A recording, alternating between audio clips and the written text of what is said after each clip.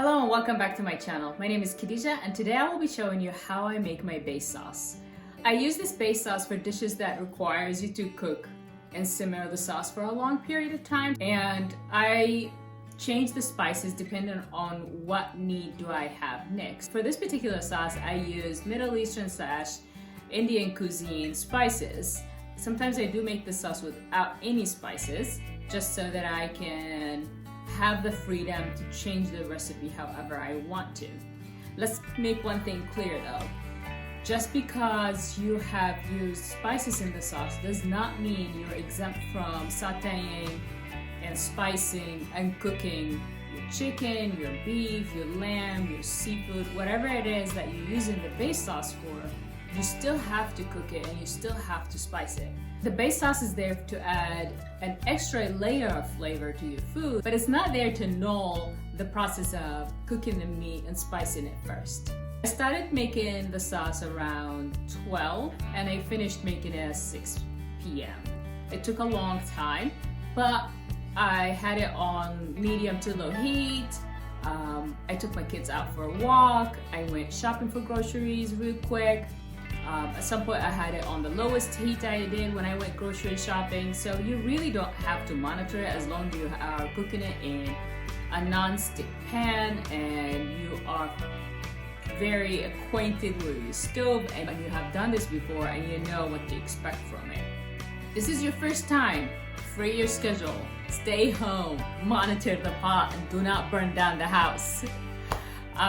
Let me show you how this is made. And if this is your first time in my channel, please subscribe, hit the bell icon so that you'll be notified when I post my next video. Let's make a base sauce. For this particular batch, I used 9 pounds of white onions. You can also use red onions. You'll need to use a medium to a large pot, and if you wanted the fluids to evaporate faster, you'll need to use a wide rim pot. That way, you'll have a wider surface for the onions to cook on. In the first hour, I checked and stirred the onions every 15 minutes, and after that, I checked and stirred every 30 minutes. I added salt very early on because I wanted to speed up the process of extracting as much fluid as possible at this stage.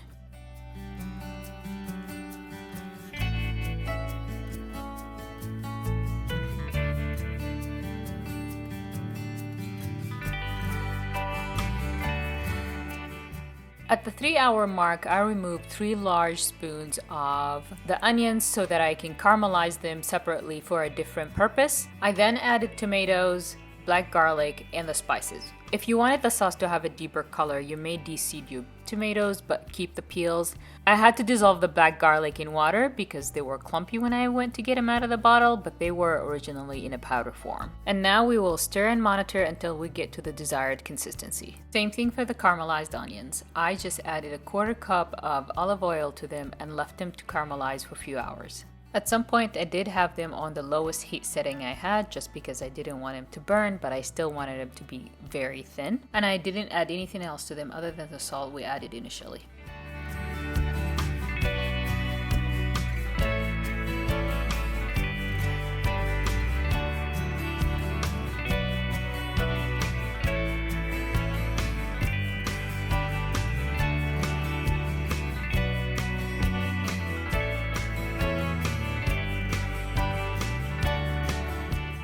At this point, you can stop cooking the sauce. I personally wanted mine to reduce further.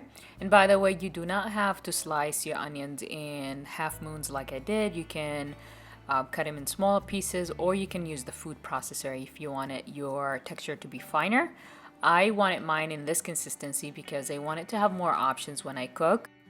And if I wanted my onions to be in a finer texture, I will run everything through the blender while I'm cooking that particular dish.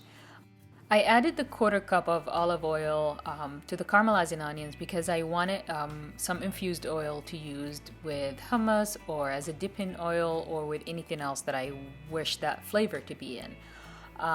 Otherwise, you do not need to use that much oil, or you can add more if you wish. You can have the caramelized onions on crackers like I'm doing here, or on bread, or with your pizza, or in a variety of dishes that you can use it for. Keep it uncovered before you store it until it cools down a little bit, then store it. I'm storing the base sauce in half-cup molds because it's concentrated. If it was further concentrated, I would have used ice cube molds. And that was it, guys, for our recipe. It's easy.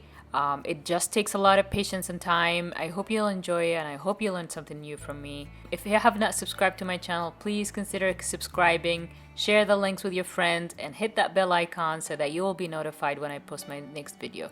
Thank you for watching, and I'll see you next time.